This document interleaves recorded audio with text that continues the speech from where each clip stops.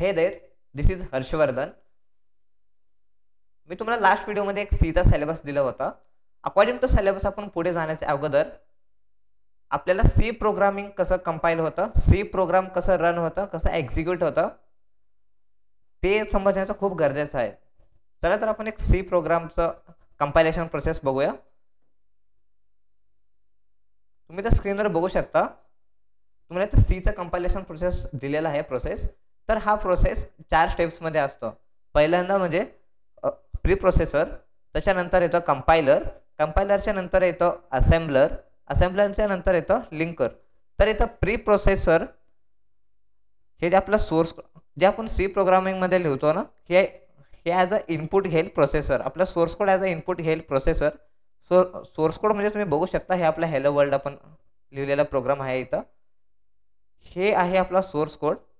हे source code as a input हे आपला प्रोसेसर घेईल. प्रोसेसर काय करतं म्हणजे इथं प्रोग्राममध्ये आपण लिहिलेले हेड्रो फाइल्स, प्रोग्राममध्ये लिहिलेले हेड्रो फाइल्स इथे आहे. तिथं हेड्रो फाइल्स मायक्रोज जे आपण हॅश डिफाईन करतो, त्याच्यानंतर हे आपले लिहिलेले कमेंट्स रिमूव्ह करतं. हे सगळं काही प्रोसेस होतं आपलं प्री प्रोसेसरमध्ये.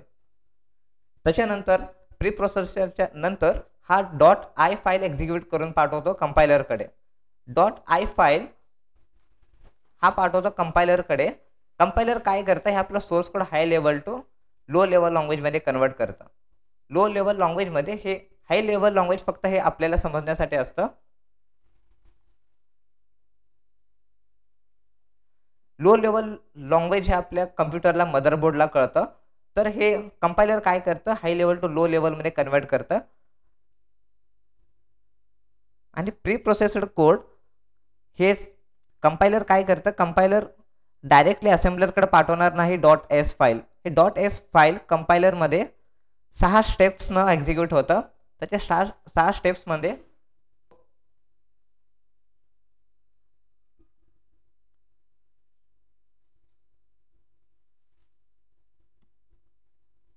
पहिलं येतं लेक्सिकल अनालायझर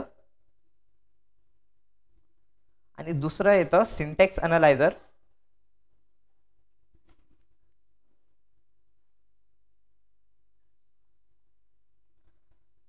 थर्ड येतं सिमेंटिक अनालायझर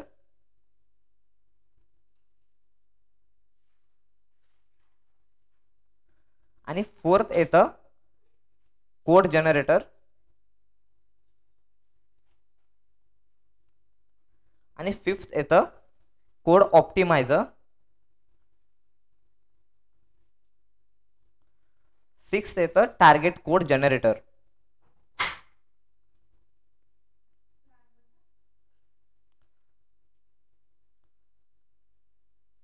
तर आपण इथं पहिलं बघूया, लेक्सिकल अनालायझर काय करतं म्हणजे आपण जे सोर्स कोडमध्ये लिहिलेले सगळे हेडर फाइल्स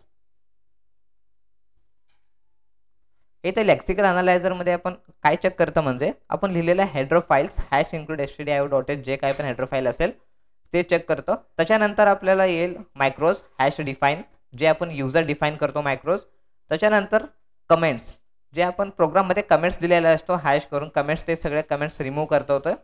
त्याच्यानंतर लेक्सिकल अनालायझरचं सगळं काम झाल्यानंतर हा पाठवतो सिंटॅक्स अनालायझरकडं. सिंटॅक्स अनालायझर काय करतं म्हणजे जे आपल्या सोर्स कोडमध्ये आपण लिहिलेलं असतं प्रोग्राम्स, ह्या प्रोग्राम्समध्ये कुठं सिंटॅटिकली कुठं एरर आहे का, सिंटॅक्समध्ये कुठं एरर आहे का हा चेक करतो.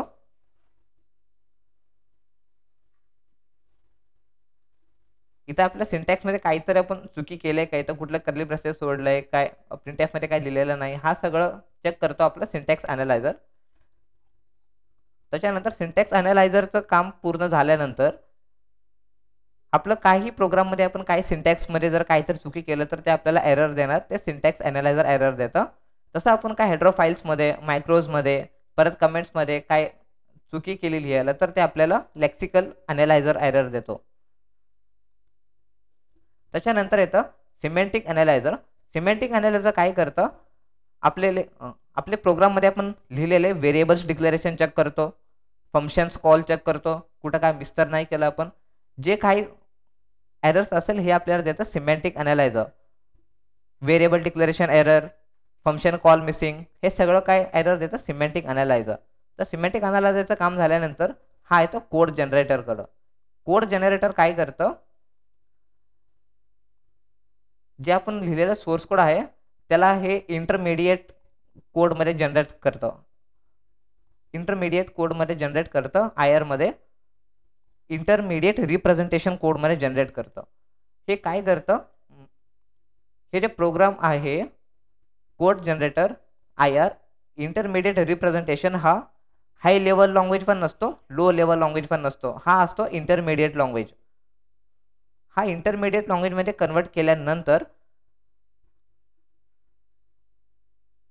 त्याच्यानंतर हे आपलं कोड ऑप्टिमायझरकडे येतं. कोड ऑप्टिमायझर काय करतं, आपल्या कोडला ॲज अ इनसफिशियंट रन करण्यासाठी कोडला ऑप्टिमाइज करतं. त्याच्यानंतर येतं target code generator. Target code generator काय करतं, आपलं जे काही हाय लेवल लँग्वेज आहे ते लो लेवलमध्ये कन्वर्ट करतं. तर तुम्ही ते बघू शकता, जसं कंपायलर 6 स्टेप्समध्ये जातं, lexical analyser, lexical syntax, lexical analyser, syntax analyser, हा 6 स्टेप्स कंप्लीट केल्याच्या नंतर हा जातो कंपायलरकडं. कंपायलर काय करतं, हे आपलं कंपायलेशन प्रोसेस 6 स्टेप्समध्ये झाल्यानंतर हाय लेवल टू लो लेवलमध्ये कोड कन्वर्ट झाल्याच्या नंतर हा जातो असेंबलरकडं. असेंबलर काय करतं, आपल्या कोडला .o नावाचा एक्सटेन्शन देऊन एक फाईल पास करतो, टोकन, ते जातं लिंकरकडं. लिंकर काय करते, आता याचं कंपायलर आहे जे हाय लेवल टू लो लेवलमध्ये कन्वर्ट केल्यानंतर हा येतो लिंकरकडं. इथं हेडर फाईल्स वगैरे लायब्ररी सगळं इन्क्लूड करून आपल्याला linker data .exe file execute करतं. .exe फाईल तर ॲज अ तुम्ही तर सीचं कंपायलेशन प्रोसेस समजू शकता, बघू शकता. तर तुम्ही इथं स्क्रीनवर बघू शकता की gcc.-e हॅलो हा काय करता, हा आपल्याला प्री प्रोसेस्ड कोड देतं. हा कमांड आहे आपल्या सोर्स कोडचा, प्री प्रोसेस्ड कोड चेक करायचा.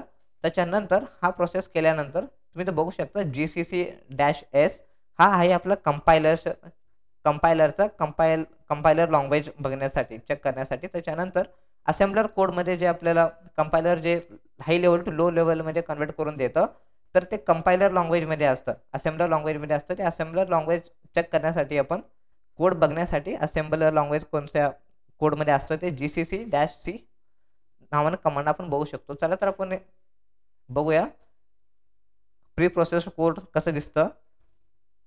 त्याच्यानंतर कंपाईल करून आपल्याला कसं कोड देतं, compilation code.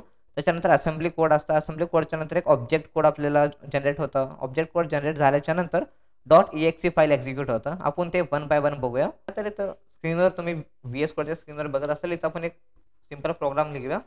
Hello program hash include header file include करूया. stdio.h input output. त्याच्यानंतर एक इंट मेन ड्रायव्हर फंक्शन.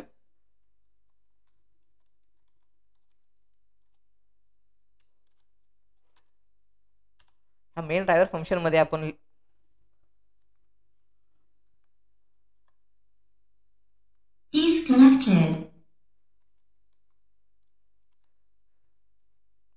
इथे हॅलो वर्डचा प्रोग्राम प्रिंट करूया. आपण प्रिंट एफ आउटपुट फंक्शन मध्ये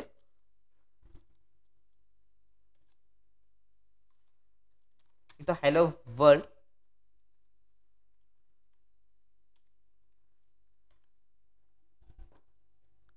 चला तर आपण ह्या कोडला प्रोसेस करून बघूया, रन करून बघूया. तर तुम्ही इथं बघू शकता स्क्रीनवर, जसं की इथं हॅश इन्क्लूड stdio.h इथं हेडर फाईल दिलंय. हा इथं प्री प्रोसेसर हे चेक करता header files, मायक्रोज and comments.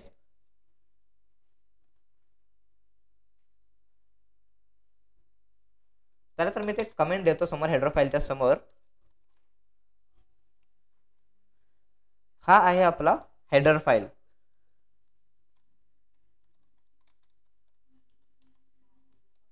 Header file.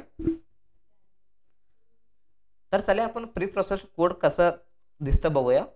Pre processed code बघण्यासाठी इथे एक कमांड येतो gcc-e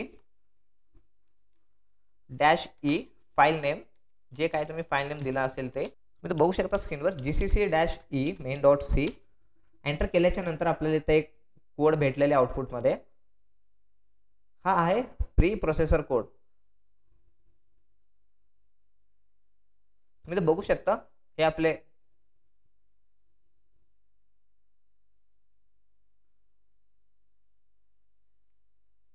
इथे तुम्ही बघू शकता. हे बघा, हे तर सगळे आपले हेडर फाइल्स आपल्याला भेटलेले आहेत जे प्री प्रोसेसर कोड मध्ये असतात. हा प्री प्रोसेसर कोड हा अशा प्रकारे दिसतं. मग आता प्री प्रोसेसर कोड काय करतं, प्री प्रोसेस झाल्याच्या नंतर हा पाठवता कंपायलरकडे. तर कंपायलर आपल्या सोर्स कोडला कसं कंपाईल करतं ते बघूया. मी तर कंट्रोल जे करून आपला कमांड आपल्या टर्मिनल ओपन करतो. त्याच्यानंतर इथं तुम्ही बघू शकता gcc-s main.c कमांड एंटर केल्याच्या नंतर आपल्याला इथं एक कंपायलर कोड भेटलेला आहे. आपण इथं लिस्ट करून बघूया ls करून. तुम्ही तर बघू शकता आपल्याला .s फाईल नाव इथं भेटलेलं आहे, main.s नावाचं. जर आपल्याला main.s मध्ये काय आहे हा कंपायलर कोड मध्ये तर बघण्यासाठी आपण इथं करूया cat main.s. तुम्ही तर बघू शकता आपल्याला इथं कंपायलर कोड भेटलेला आहे. हा कंपाईल कोड हा अशा प्रकारे दिसतो. आता हे कंपाईल केल्याच्या नंतर आपल्याला एक ऑब्जेक्ट फाईल देणार आहे. तर आपण ऑब्जेक्ट फाईल बघूया ते कसं दिसतं. gcc-c main.s फाईल नेम तुम्ही main.c फाईल नेमतून तुम्ही रन केला तर इथं ls केल्याच्या नंतर इथं बघू शकता आपल्याला एक ऑब्जेक्ट कोड इथं भेटलेलं आहे, main.o नावाचा फाईल भेटलेला आहे. तर याच्यामध्ये main.o नावाच्या फाईलमध्ये काय आहे हा ऑब्जेक्ट कोड कसा दिसतो बघण्यासाठी cat main.o तुम्ही जसं एंटर कराल तुम्ही इथं बघू शकता हे आहे आपला ऑब्जेक्ट कोड.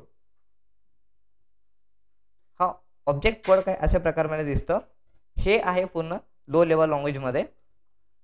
तर ऑब्जेक्ट कोड झाल्याच्या नंतर ऑब्जेक्ट कोड काय करतं, एक लिंकरकडे पाठवून आपल्याला एक एक्झिक्युटेबल फाईल देतं. तर आपण ते बघूया एक्झिक्युटेबल फाईल कसं दिसतं, आपल्याला आउटपुट कसं दिसतं.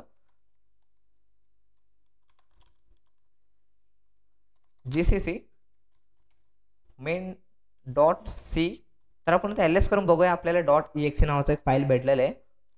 ls करून बघितल्याच्या नंतर आपल्याला इथं एक .exe नावाचा एक्झिक्युटेबल फाईल भेटलाय. ह्याच्यामध्ये आपला आउटपुट असणार आहे प्रोग्रामचा. तर आपण आउटपुट बघूया.